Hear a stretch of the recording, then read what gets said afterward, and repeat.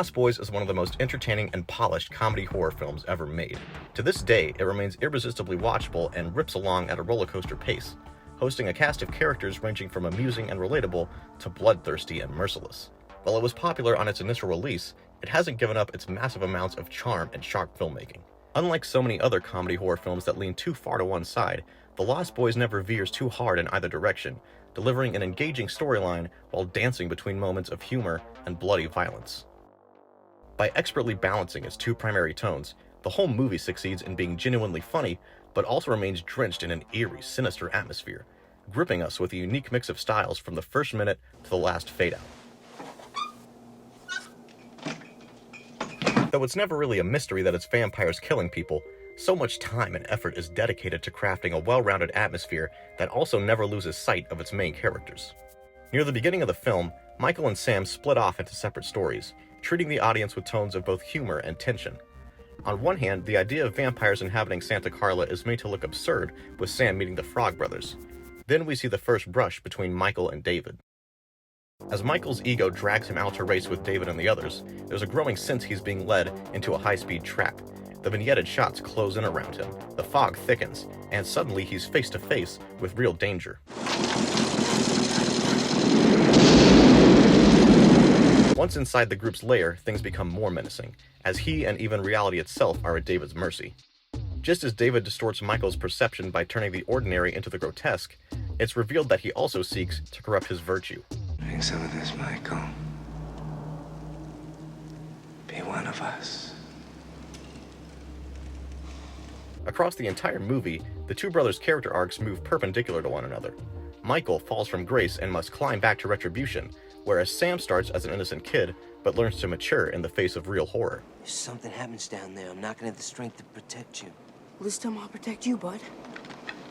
Even though you're a vampire, you're still my brother.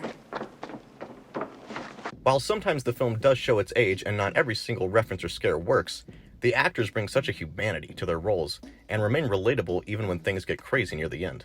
Corey Haim, Diane Weist, and Jamie Gertz provide the most level-headed and compassionate performances, and keep things grounded in contrast to the comic relief of the Frog Brothers and Kiefer Sutherland's outstanding portrayal of the cruel, taunting David. As strong as their performances are in The Lost Boys, there's one role that speaks the loudest but often gets overlooked, and that's the production design.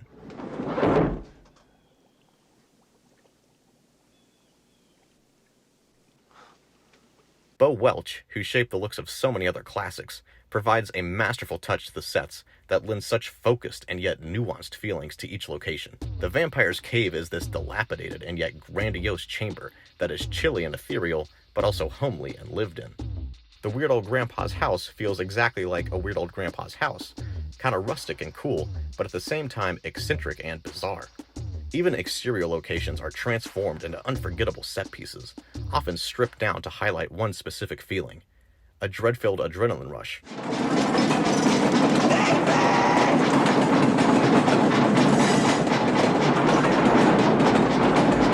Or the anticipation of violence about to explode.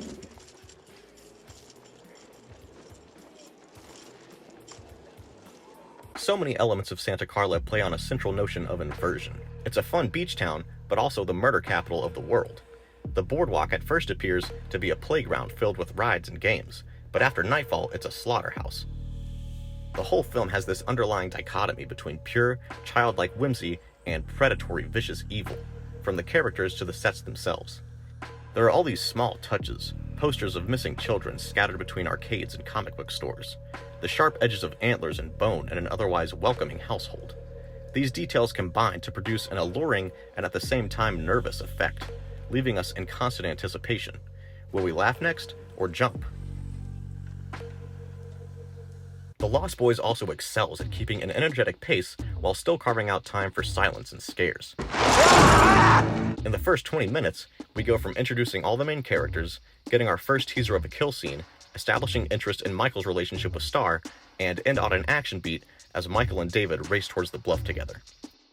After Michael transforms, we see his relationship with Sam tested, then strengthened, and he develops a romance with Star.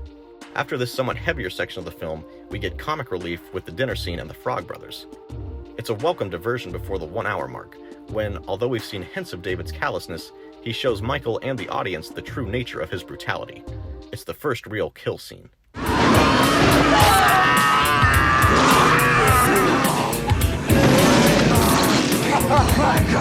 All the way through, moments are superbly built and placed to crescendo to tension-filled and often horrific climaxes. From the train trestle scene to mass murder to the last bloody standoff at the house, the movie knows how to build up and relieve tension in a scrupulous way. Even during moments of duress, someone will toss out a joke just to ease the suspense before diving right back into the situation. Michael,